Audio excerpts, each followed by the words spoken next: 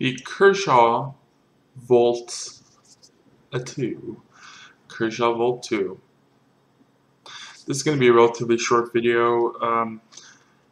One of the best entry-level knives. Now, the reason why I'm doing this video is kind of my second video on this channel is because I have abused the crap out of this knife. Absolutely abused the crap out of it. So it is a speed safe knife, and I put my own edge on there. I have a pretty crappy camera, but you could even see how beautiful that edge looks on there. This is probably 12 to 14 degrees depending. I don't have a tool to measure it, but I did do this on a whetstone, and I did strop, and I used the crap out of it, and it just works. So this is a 8CR MOV. Price point $20 to $30, $20 to $40 depending on where you could find it. So this is an entry-level knife, and I actually carried this for a decent amount of time. I've worn the factory edge on this wasn't that great. I went and put my own edge on it, and I will have a sharpening video, so hopefully that you could get that edge on there that you like. This thing has gone through hell and back. Now I don't have my talking points. We talked about the price again. Entry level. If you're looking for a knife, you're kind of new, you have a couple of these kind of knives, or get it at Big 5 on sale, $10 to $15.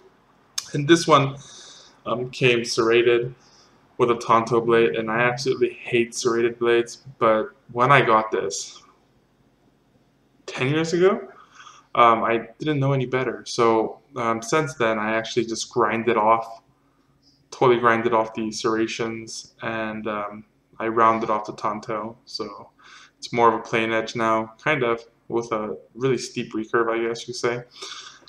So majority of my knives you'll see is going to just be plain edge, and this is my preferred blade style. Fit and finish on the Volt II, it is fan-frickin-tastic. So blade centering, spot on. Kudos, Kershaw, especially for this priced knife, or at least the price range of this knife. The centering is spot on, even after heavy abuse. And what do I mean by heavy abuse? I got my whetstone, and I actually grinded the tip of this, but I batoned with this with a rock. Okay, I batoned with a rock through wood, and a pretty, I say 3-inch diameter wood with this. And this is not what you're supposed to do with a folding knife, but at the time when I was out hiking, this is all I had, and it worked. It worked fantastic. The lock held up on me. Everything was fantastic. And then I went and I carved out that wood. I got all the bark off. I smoothed out all the little branches to make my little walking stick. And this freaking awesome. It held up. So after a few walking sticks and a whole lot of abuse, this thing still has perfect blade centering. Fit and finish is perfect. The only thing negative I guess I could say about this would be thickness, but it's not really a negative for me because why? I am huge. My hands are freaking huge. We'll compare one of my thumbs to this knife.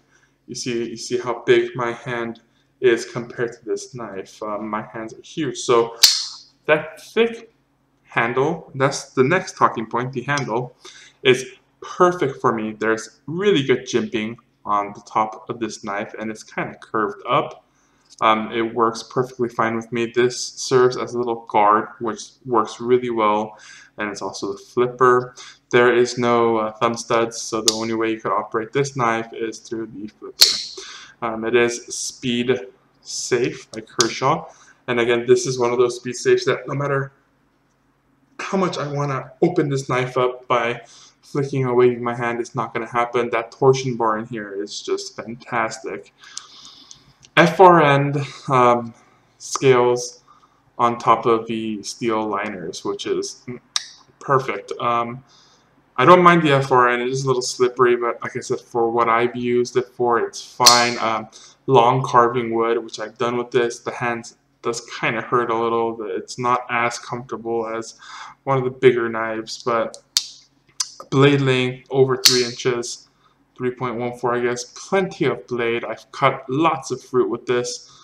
Let's try to keep this under 10 minutes. So again, fantastic.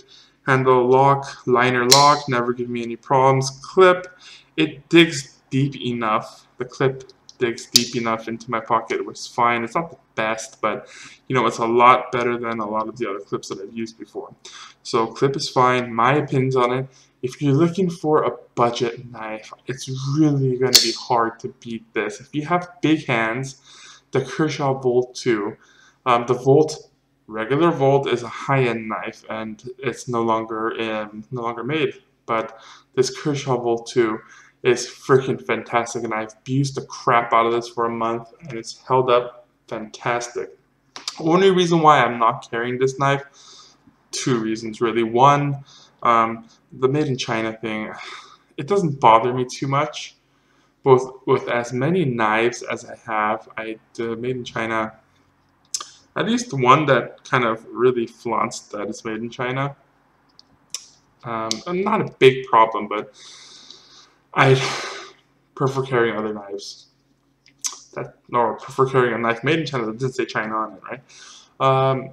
Second is because, I mean, that's not a big issue. The reason why I'm not carrying this one still is because I have so many other knives to review, and that's pretty much the only reason why this is not currently my EDC.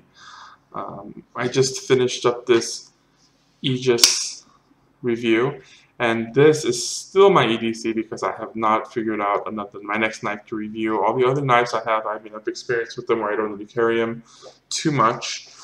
So that's that. The fit and finish, everything perfect. I do highly recommend this Volt II. If you want a spring-assisted knife, this is by far a really good one. The retention on it's perfect, fit and finish on it perfect. The freaking blade centering perfect. I have not needed to tighten anything on this. There's almost no blade play on there. A little bit of left to right, very little, no up and down whatsoever.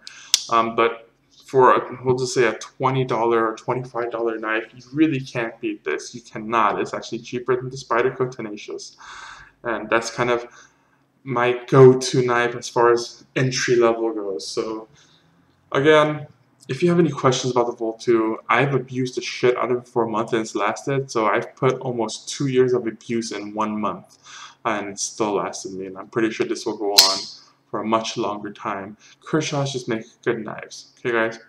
That's my overall thought on this knife. I do recommend it. It does come recommendation by the Cali Knife Guy. And hopefully other reviews will be up.